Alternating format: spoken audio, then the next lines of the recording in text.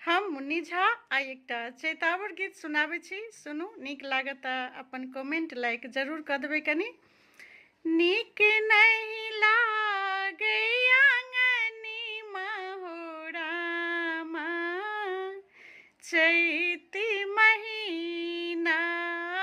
नीक नहीं लागे आंगनी महोरामा, चैती महीनीमा बीतली बसंत पिया नहीं एला, बीतली बसंत पिया नहीं एला, बिसरी गिलनी स्नेह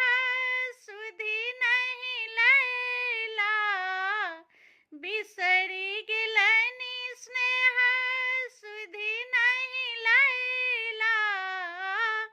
भीजल बिरह में नैन हो रामा, चैती महीनीमा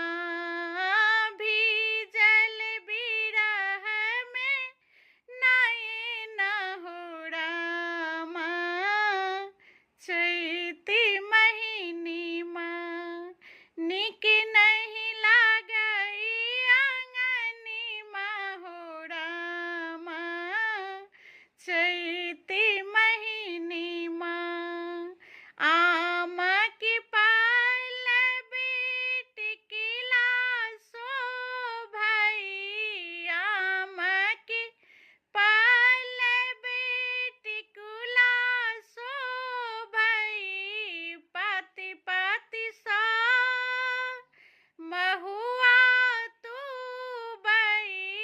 पाती पाती सा महुआ तू बई, गम गम करई पबनी महोरामा, चैती महीनीमा